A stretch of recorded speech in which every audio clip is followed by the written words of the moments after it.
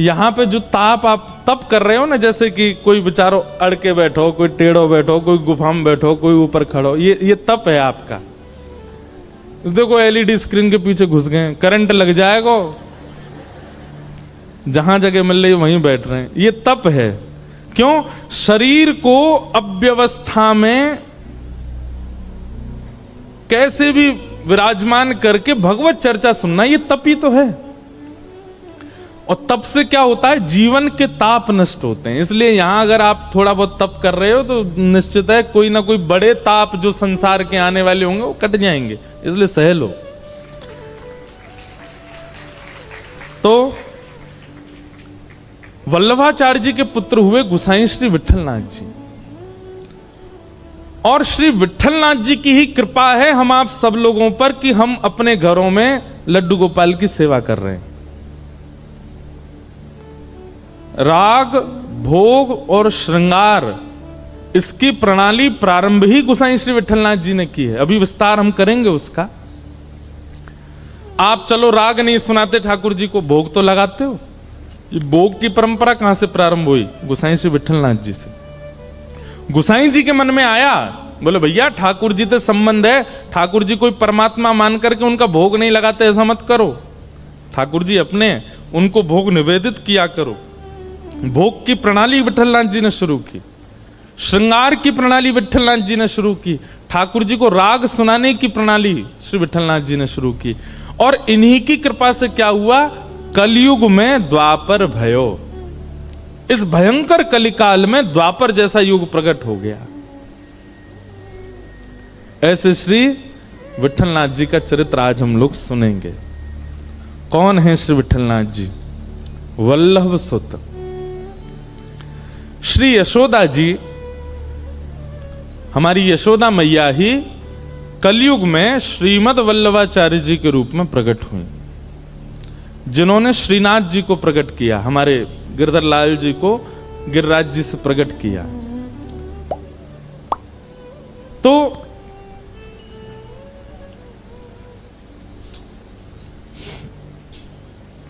श्रीमद वल्लभाचार्य जी महाराज ब्रह्मचर्य का पालन कर रहे थे।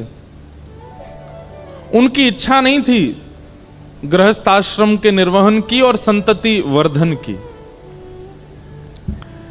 लेकिन आप तीर्थों में भ्रमण करते, ग्रंथों का लेखन कार्य करते, और सब करते करते जब आप पंढरपुर पहुंचे महाराष्ट्र में, तो पंढरपुर में चंद्रभागा नदी है। चंद्रभागा नदी के तट पर श्रीमद वल्लभाचार्य जी बैठे थे और ध्यान कर रहे थे, नाम जप कर रहे थे। तभी उनके चित्त में साक्षात श्री पंढरीनाथ श्री विट्ठल भगवान प्रकट हो गए। अब देखो कितने ध्यान से सुनना बात। भैया ने धीरे बोल रहे, ने धीरे कह लो। पंढरीनाथ भगवान चित्त में प्रकट हुए, प्रकट होकर के बोले, हे महाप्रभु जी, आप गृहस्थाश्रम में प्रवेश क्यों नहीं कर रहे हैं? बोले कि अब हमको गृहस्थ में प्रवेश करके संतति आदि और विस्तार गृहस्थाश्रम के करने की इच्छा नहीं है। तब श्री विट्ठलनाथ जी बोले, विट्ठल भगवान बोले, विट्ठल भगवान तो जानते हैं ना सब लोग, पंढरपुर में ऐसे कमर पर हाथ रख के खड़े हैं श्री पंढरीनाथ भगवान। पुंडलीक नाम के भक्त के ऊपर कृपा करने के लिए गए, पर पुंडलीक अपने माता पिता की सेवा कर रहा था। द्वार पर भगवान आके खड़े हो गए। भगवान ने आके कही, पुंडलीक हम तुझे दर्शन देने आए हैं। तो पुंडलीक बोला, आप दर्शन देने आए हो, मैंने तो बुलाया नहीं था आपको, क्यों आए हो? ठाकुर जी बोले, तुम्हारे माता पिता की तुम इतनी सेवा करते हो, उससे प्रसन्न होके हम आए हैं। पुंडलीक बोला, आपको प्रसन्न करने के लिए सेवा नहीं कर रहा था। रोने लगे पुंडलीक। ठाकुर जी बोले, रो क्यों रहे हो? बोले, मैं तो माता पिता को प्रसन्न करने के लिए सेवा कर रहा था, पर प्रसन्न आप हो गए। ठाकुर जी बोले, बड़ा विचित्र भक्त है, भगवान प्रसन्न हो गए, इसको उससे प्रसन्नता ही नहीं है। उसकी मातृपितृ भक्ति इतनी अद्भुत थी कि ठाकुर जी को भी नहीं भज रहा है, माता पिता ही सर्वस्व है उसके लिए।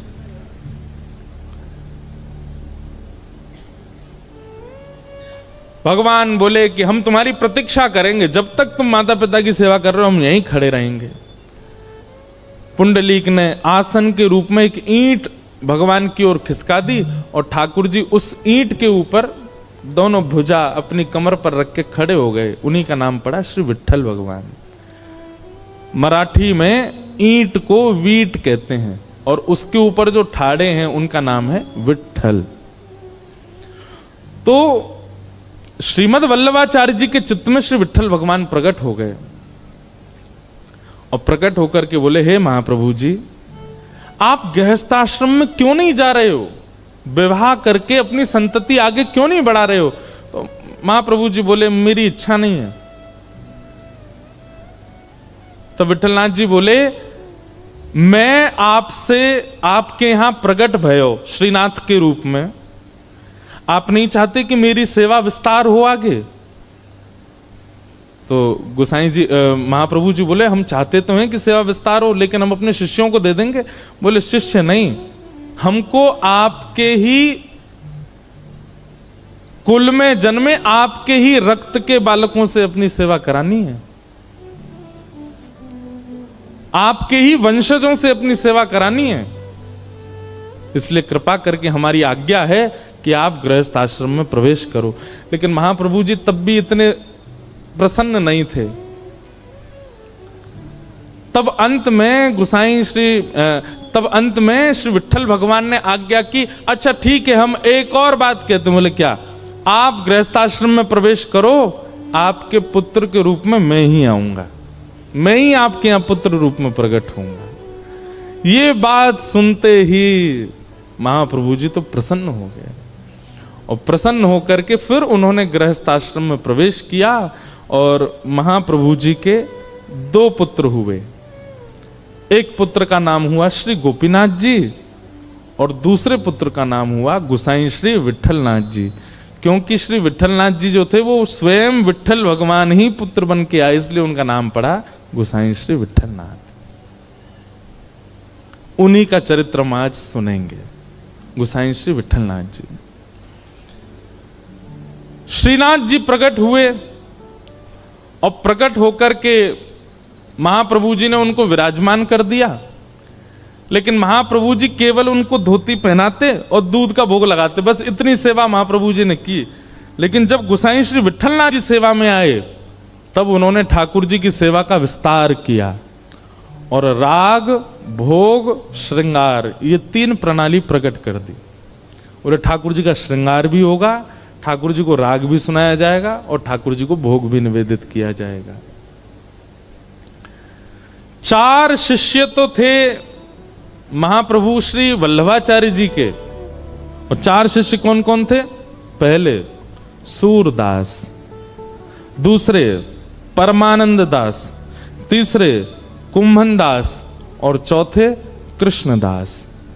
ये 4 अष्ट सखा है ना हमारे गोवर्धन में, उनमें से 4 शिष्य तो हुए महाप्रभु श्री वल्लभाचार्य जी के और 4 शिष्य हुए गोसाई श्री विट्ठलनाथ जी के। कौन कौन? नंददास, गोविंद दास, छीत स्वामी और चौथे हुए चतुर्भुज दास, जिन्होंने पद गाया, गोवर्धनवासी सांवरे तुम बिन रहो ना जाए।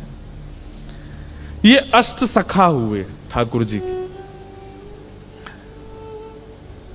गोसाई श्री विट्ठलनाथ जी प्रकट हुए और बचपन से ही ठाकुर जी के प्रति आपका वात्सल्य भाव था। वात्सल्य भाव मतलब लाल, ठाकुर जी को लाला मानते थे अपना और स्वयं मैया बन के सेवा करते थे। आज भी वल्लभ कुल में ऐसा नियम है कि जन्माष्टमी के दिन जो अर्चक है ना, जो ठाकुर जी की सेवा करते हैं, उनको चुनरी ओढ़नी पड़ती है सिर पे और थोड़े बहुत आभूषण। ये हमको लाल जी की जन्मोत्सव पे हमारी मैया ने पहनायो। क्यों? बोले, तुम लाला की सेवा करो, यशोदा हो तो यशोदा जैसो कछु तो भेष रखो। मेहंदी भी रचानी पड़ती है हाथों में। क्यों? यशोदा बन के ही ठाकुर जी की आरती करनी पड़ती, तभी वो आरती स्वीकार करते हैं। ये प्रणाली शुरू की श्री विट्ठलनाथ जी ने। तो आप ठाकुर जी को लाला मानते थे अपना और लाला मान के सेवा करते थे।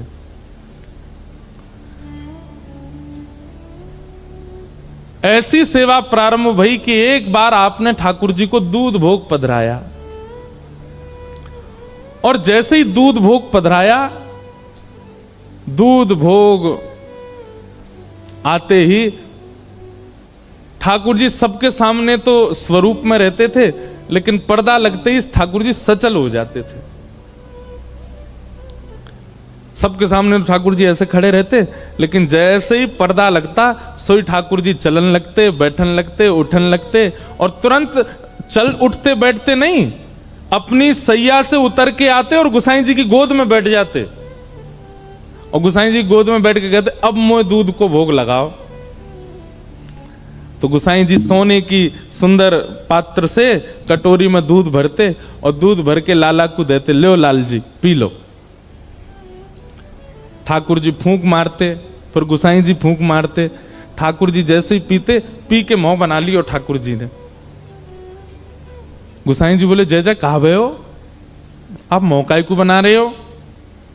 अरे जा में इतनी मिश्री डाल दी है, मेरे सबरे होठ चिपक गए, बहुत मिश्री पड़ गई है, बहुत मीठा है, मेरा मन नहीं कर रहा है पीवे को।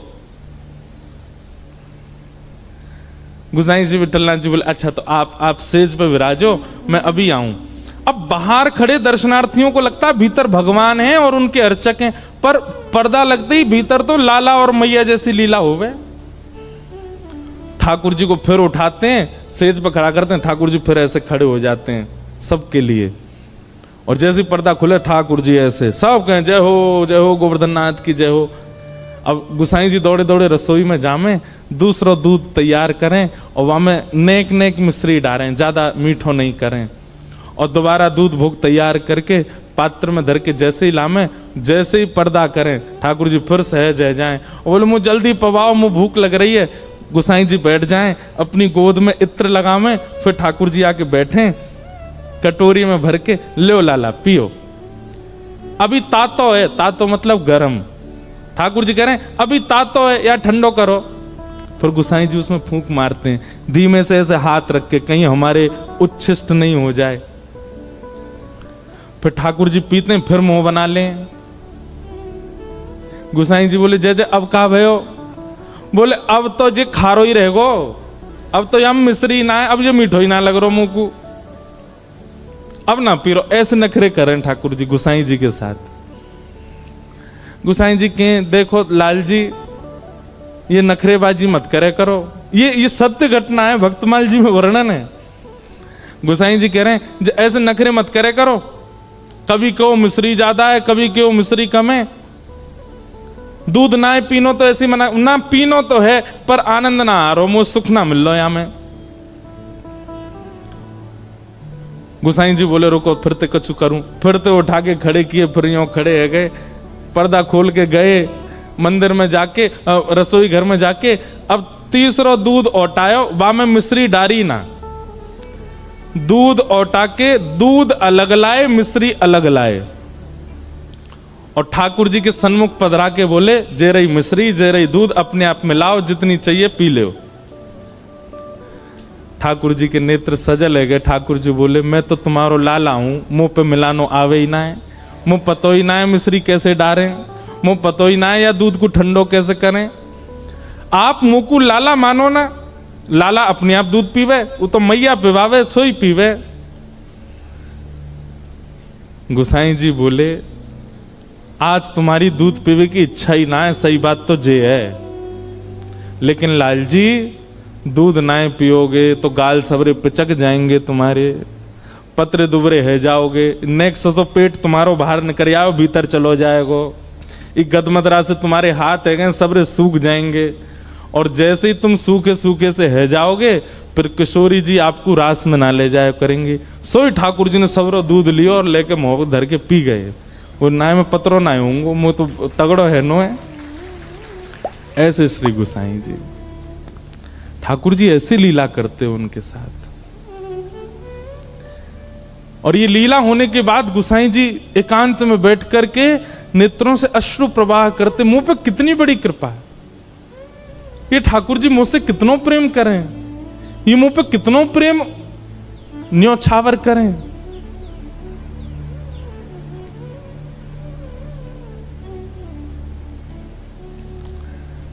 एक दिन गुसाई जी ठाकुर जी जैसे विराजते हैं ना, तो जहां विराजते हैं वहां पीछे जैसे हमने मसनद लगाई है, ऐसी ठाकुर जी की कमर पे टेक के लिए गुसाई जी ने एक गद्दी बनवाई, और गद्दी बनवाई, यहां मसनद लगाई, यहां मसनद लगाई। ठाकुर जी बोले, जे कहा कर रहे हो? गुसाई जी बोले, जय जय आप पूरे दिन खड़े रहो, थकान है जाती होगी तो न कैसे पीछे टेक ले ले करो, और कभी कभी अवसर मिले करे तो बगल में मसनद है, इन पर नेक पौड़ जाए करो।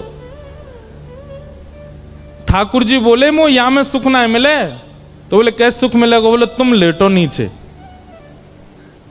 गुसाई जी लेट गए और ठाकुर जी ऊपर से पट उनके ऊपर कूद गए, और कूद करके उनके पेट पे ही लिपट गए। बोले, जे सबसे बढ़िया सेज है, मैं तो यहीं सोऊंगो, मैं तो यहीं बैठूंगो, मैं तो यहीं लेटूंगो। और गुसाई जी से कहें, गुसाई जी आप पीछे बैठो और आपके पेट जो नेक्स्ट से पेट निकलो, या ते टेक लगा के बैठूंगा मैं, मोई ये गद्दी ना चाहिए, मोई मसनद ना चाहिए, मैं तो लाला हूं। लाला तो गोद में बैठे। इतना प्रेम ठाकुर जी करते थे। गीता में भगवान कहते हैं, ये यथामाम प्रपद्यन्ते, जो मुझे जैसे भजेगा मैं उसको वैसे ही प्राप्त होता हूं। गुसाई जी लाला मानते थे तो ठाकुर जी लेश मात्र भी प्रकट नहीं होने देते थे कि वे परमात्मा है, वे लाला ही रहते थे। ऐसे गुसाई श्री विठलनाथ जी, उनकी सेवा।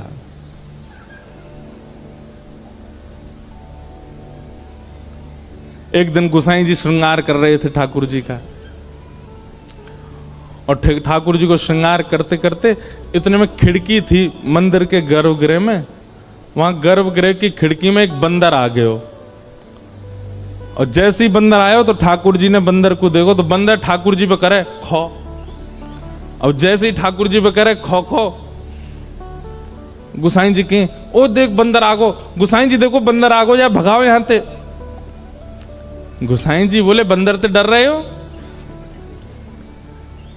बोले, मुझे डर लग रहा हो, देखो ये मुंह कहीं खा नहीं जाए जी, मेरे ये बंदर मुंह ना खावे को, मेरे बंटा भोग में जितना प्रसाद लगो सब उनको लेके भाग जाएगो, या को भगाओ यहां से।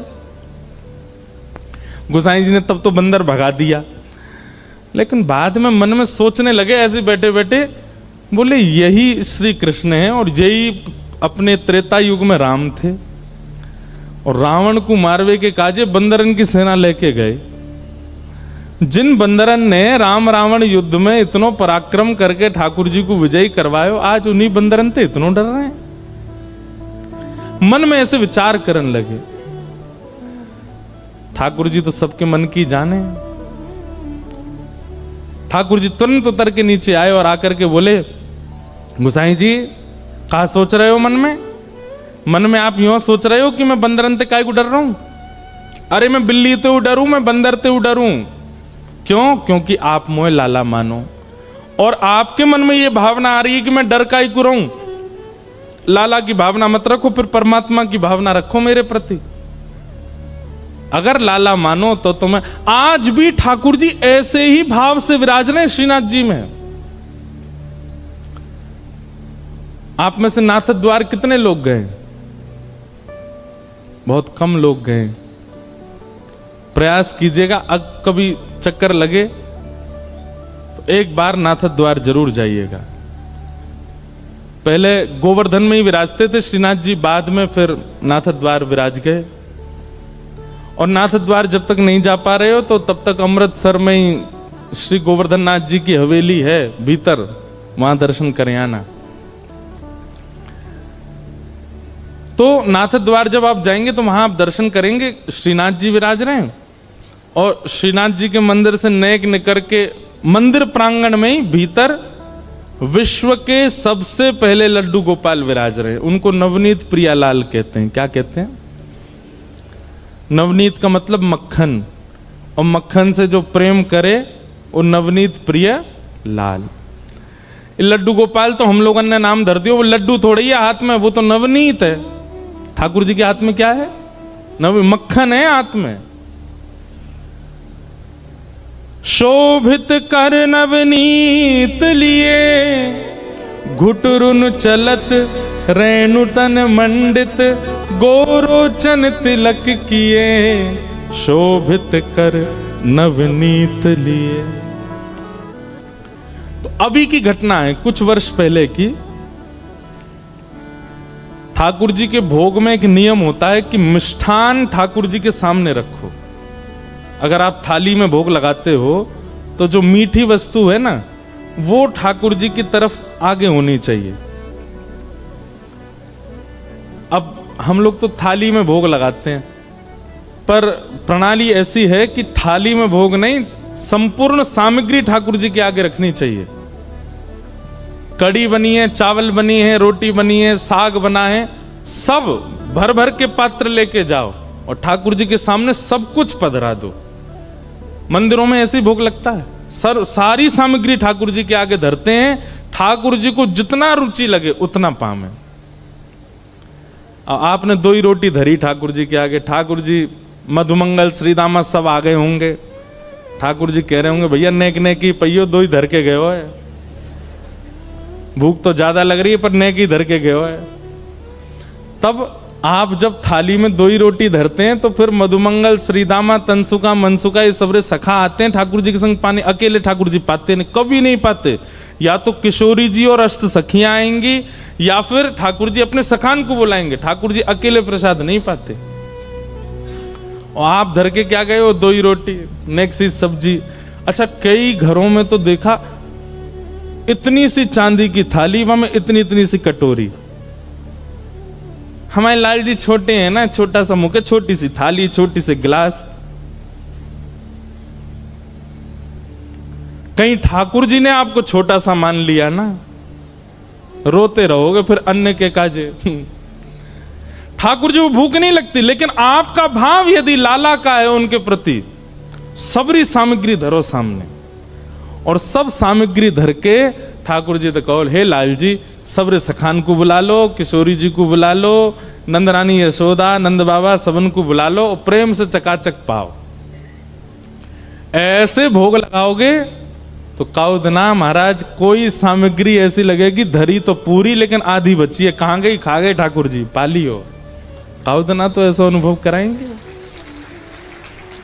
तो ठाकुर जी के सन्मुख, जहां ठाकुर जी विराजने उनके सन्मुख मिष्ठान, मिष्ठान के बाद नमकीन, नमकीन के बाद साग दाल कढ़ी चावल रोटी, ऐसे भोग पधराना चाहिए ठाकुर जी के सन्मुख। तो नाथ द्वार में नवनीत प्रियालाल जी इतने से लड्डू गोपाल, छोटे से, तो उनके सामने भोग पधराया गया। लेकिन जल्दीबाजी में कहा कियो, मीठी सामग्री पीछे धर दई और कढ़ी बिल्कुल सामने धर दई। जहां नवनीत प्रिया जी विराजते हैं सिंहासन पर, बिल्कुल सामने कढ़ी धर दई। और नवनीत प्रिया जी का नियम है, बहुत आनंद वाली कथा है उनकी, वो मंदिर में भोग नहीं लगाते। छोटे से गोपाल जी हैं, अपने सिंहासन पर बैठे, सिंहासन सहित रसोई घर में जाते हैं और रसोई घर में चूल्हा के बगल में बैठ के पाते हैं। क्यों? भावना ऐसी है कि बोले गोपाल जी हैं, गोपाल जी कोई टेबल पे बैठ के चौकी पे बैठ के थोड़ी पामे, वो तो यशोदा मैया के बगल में बैठे रहे, यशोदा मैया बनाती रहे पवाती रहे, लाला ले लाला मैं रोटी बना रही हूँ, बाबा का जी तू रोटी खातो रहने एक देर। यशोदा मैया चूल्हा पे प्रसाद बनावे और ठाकुर जी बैठे बैठे पामे। इस भाव से श्री ठाकुर जी रसोई घर में जाते हैं, वहीं प्रसाद भोग लगाते हैं। किसी की रसोई इतनी पवित्र हो तो वो ये लीला कर सकते हैं, इतना अवकाश है उनके पास कि वो घर में ही रहते हैं। तो ऐसी एक योजना बनाओ, ठाकुर जी को श्रृंगार मंदिर में, ठाकुर जी का बाल भोग मंदिर में, लेकिन राजभोग दोपहर का जो भोग होता है उसमें ऐसी सुंदर पूरे मार्ग पर गोबर को चौका लगाओ, ठाकुर जी को सिंहासन धीरे से उठाओ और रसोई घर में बढ़िया सुंदर गोबर के चौका लगा के वहीं विराजमान करो और वहीं ठाकुर जी के सामने प्रसादी बना करके फिर ठाकुर जी को पधराओ। सेवा तो बहुत विस्तार की है, लेकिन हम लोगों पे समय नहीं है। ऐसी सेवा अगर होने लग जाए ना गोसाई जी जैसी, तो इस कलयुग में आज भी ठाकुर जी बोलने लग जाएं, आज भी ठाकुर जी पाने लग जाएं। तो नवनीत प्रियालाल जी रसोई में गए, जल्दी जल्दी में सेवकों ने मिष्ठान तो पीछे धर दी और कड़ी सामने पधरा दी। कच्छु रोटी ठाकुर जी के सामने बना करके सन्मुख पधरा दी और फिर सबरे जन प्रणाम करके फिर वहां से चले जाए। अब अपने सखान को बुला लियो, लाल जी प्रेम से पाओ। और मंदिर वहां रसोई घर की किवाड़ बंद करके सब चले गए। थोड़ी देर बाद जैसे ही भीतर रसोई में प्रवेश किया तो क्या पाया, ठाकुर जी अपने सिंहासन पे हैं ही नहीं। सिंहासन पे लाल जी हैं ही नहीं। अब तुम्हारा झल्ला मच गया, ठाकुर जी कहां गए, नवनीत प्रियालाल कहां गए, सब जगह खोजो कहीं नहीं मिले। तब कोई वैष्णव ने आके कही, बोले भैया इस साग सब्जी में तो ना गिर गए कहीं, छोटे से लालाएं। तो सबरी सामग्री पलट पलट के देखी, धीमे धीमे हाथ लगा के कि भाई लाल जी कहां, छोटे से गोपाल जी हैं। सबरी सामग्री उलट पलट करी, कहीं नहीं मिले। लेकिन जो सिंहासन के सन्मुख कड़ी इतनी बड़े पात्र में धरी थी, जैसे ही वाकू पलटो सुबह में नवनीत प्रियालाल जी मिल गए।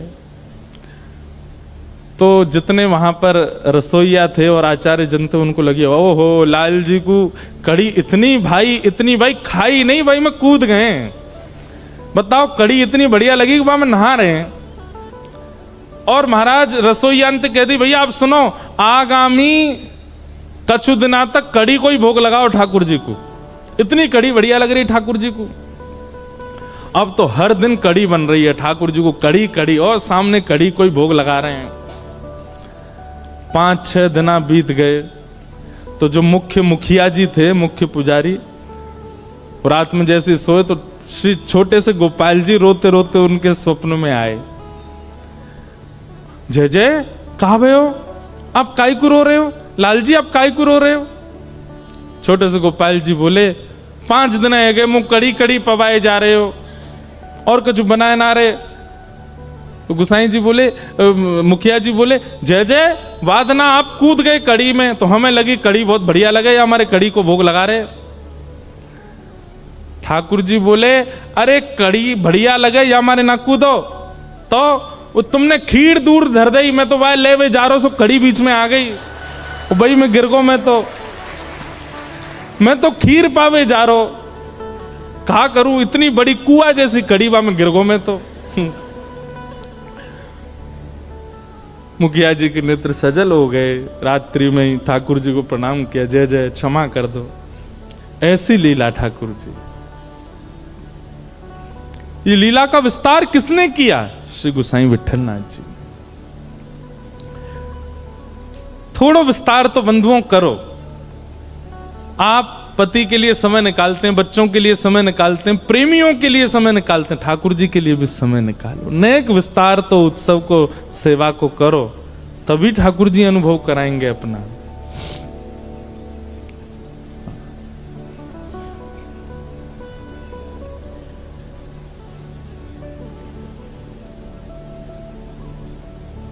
एक लीला और होती है, ठाकुर जी को शयन के समय नेत्रों पे काजल लगाते हैं। यहां धीमे धीमे काजल लगाओ और उंगली से लगाना, कोई सामग्री से नहीं। छोटे से ठाकुर जी हैं तो नेक नेक बिंदी धरा दो यहां रात्रि में शयन के समय। और सुबह जब मंगला करवे जाओ तो फिर वो जैसे सुबह सुबह लाल जी उठे हैं, उठ करके क्या करते हैं, ठाकुर जी ऐसे मीड़ते हैं अपनी आंख, तो वो काजल जो यहां 2-2 बिंदी धरी है ना, सुबह जब मंगला करो तो उनको ऐसे नेत्रन के ऊपर ऐसे ऐसे गोल गोल घुमा दो। तो उस भाव से आरती करनी है कि लाला ने उठ के अपनी आंख मीड़ ली है, सो ऐसे जगन्नाथ बन गए हैं, गोल गोल आंख कारी पड़ गई है। आज भी नवनीत प्रिया जी का आप दर्शन करने जाओगे तो श्री लाल जी के नेत्र दिखाई ही नहीं देते। मैंने मुखिया जी से पूछा, मैंने मुखिया जी एक बात बताओ, ये लाला के नेत्र का क्यों ना दिखाई दें? बोले अरे रात में काजर लगाए और सुबह उठ के लाला ने आंख मीड़ ली, सबरी आंख दुबक गई ठाकुर जी की, या हमारे कारी कारी आंख है गई हैं। ये सब लीला विस्तार करी हैं श्री गोसाई जी ने।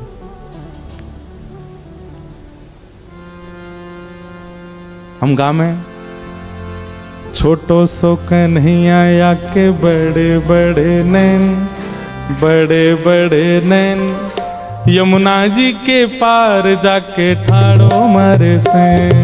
छोटो सुख नहीं आया के बड़े बड़े नैन, बड़े बड़े नैन, यमुना जी के पार जाके ठाड़ो मारे से। ओ छोटो सुख नहीं आया के बड़े बड़े नैन, बड़े बड़े नैन, यमुना जी के पार जाके ठाड़ो मारे से। वो छोटो सुख नहीं आया के बड़े बड़े नैन, बड़े बड़े नैन, यमुना जी के पार जाके ठाड़ो मारे से। हाँ बजाए गयोरी, बजाए गयोरी, ओ बजाए गयोरी, ओ बजाए गयोरी, हाँ बजाए गयोरी, ओ बजाए गयोरी, ओ बजाए गयोरी, बजाए गयोरी, ओ मेरे अंगना में बंशी बजाए गयोरी। ओ छोटो सो कन्हैया के बड़े बड़े नैन, बड़े बड़े नैन, यमुना जी के पार जाके ठाड़ो मारे से। छोटो सो कन्हैया के बड़े बड़े नैन, बड़े बड़े नैन, यमुना जी के पार जाके ठाड़ो मारे से। हाँ छोटो सो कन्हैया के बड़े बड़े नैन, बड़े बड़े नैन, यमुना जी के पार जाके ठाड़ो मारे से। छोटो सो कन्हैया के बड़े बड़े नैन, बड़े बड़े नैन, यमुना जी के पार जाके ठाड़ो मारे से। सैन कहते के ब्रजभाषा को शब्द है सैन। सैन को मतलब होवे इनको मटकाना। ठाकुर जी अपनी भौं मटकाते हैं। छोटो सो कन्हैया के बड़े बड़े नैन, बड़े बड़े नैन, यमुना जी के पार जाके ठाड़ो मारे से। वो छोटो सो कन्हैया के बड़े बड़े नैन, बड़े बड़े नैन, यमुना जी के पार जाके देखो, ठाड़ो मारे से। आज कथा को विश्राम दिवस है और हरिहर मिलन के विश्राम दिवस में हम सबन की कामना कहा है कि निकुंज की प्राप्ति हो। और वृंदावन में प्रकट निकुंज है श्री निधिवन राज, और वहीं निधिवन राज के सेवायत गोस्वामी आज पधारे हैं। श्री ठाकुर जी के सेवायत आए श्री राधेश गोस्वामी जी और श्री शिवम गोस्वामी जी, हमारे बिहारी जी के निधिवन राज के सेवायत आए हैं। प्रेम से भाव से सब लोग ठाकुर जी को स्मरण करते हुए हाँ यमुना जी के पार जाके ठाड़ो मारे से। ओ यमुना जी के पार जाके ठाड़ो मारे से। हे बजाए गयोरी, बजाए गयोरी, बजाए गयोरी, बजाए गयोरी, मेरे अंगना में बंशी बजाए गयोरी। ओ छोटो सो कन्हैया के बड़े बड़े नैन, बड़े बड़े नैन, यमुना जी के पार जाके ठाड़ो मारे से। छोटो सो कन्हैया के बड़े बड़े नैन, बड़े बड़े नैन, यमुना जी के पार जाके बोलो नंद के लाला की।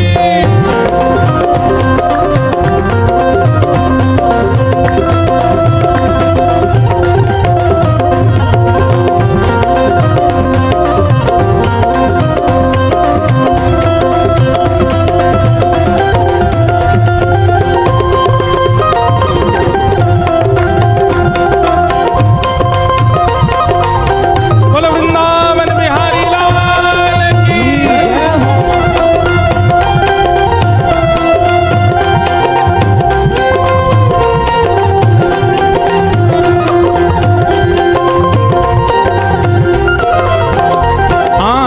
अंगना में सोई रही सुध बुध नाए, अंगना में सोए रही सुध बुध नाए, अंगना में सोए रही सुध बुध नाए, अंगना में सोए रही सुध बुध नाए, सोमती पे जादू डारो जागेगी के नाय। सोमती पे जादू डारो जागेगी के नाय। हाँ सोमती पे जादू डारो जागेगी के नाय। ओ सोमती पे जादू डारो जागेगी के नाय। हे सुनाए गयोरी, ओ सोनाए गयोरी, हाँ सुनाए गयोरी, ओ सोनाए गयोरी, हाँ सुनाए गयोरी, ओ सोनाए गयोरी, हाँ सुनाए गयोरी। ओ सोनाए गयोरी। ओ मेरे कानन में वंशी सुनाए गयोरी। ओ छोटो सुख नहीं आया के बड़े बड़े ने,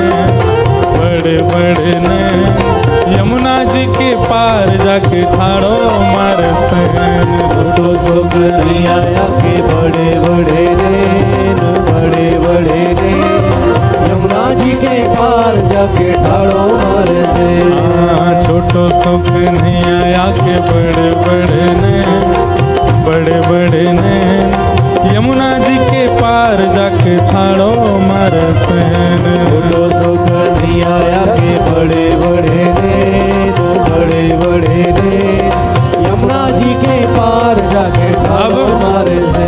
ये गोपी के संग लीला कर रहे हैं ठाकुर जी, और ये लीला तभी करेंगे जब ऐसी प्रणाली से सेवा हो। गोपी कहा कह रही है, यमुना के तट गई भरण को गागर, यमुना के तट गई भरण को गागर, यमुना के तट गई भरण को गागर, यमुना के तट गई भरण को गागर।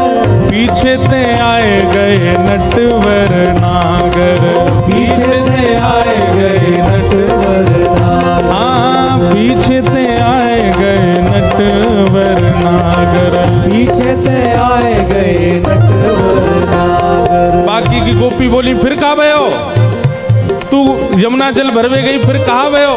बोले पीछे ते आए के बोले, अरे गोपी तो मैं तो बड़ी बास आ रही है, तू नहावे धोवे नहाए। मैंने की अरे लाला मैं नहा के आई हूं। ना ना तू नहा ही ना, रुक जा तो नहाऊंगा। और कहा करके गए। ऐसे श्री गुसाई विठलनाथ जी ने सेवा प्रणाली विराजमान की। आपका मुख्य भाव यही है कि ठाकुर जी से संबंध बना के सेवा करो, उनको भगवान मान के नहीं।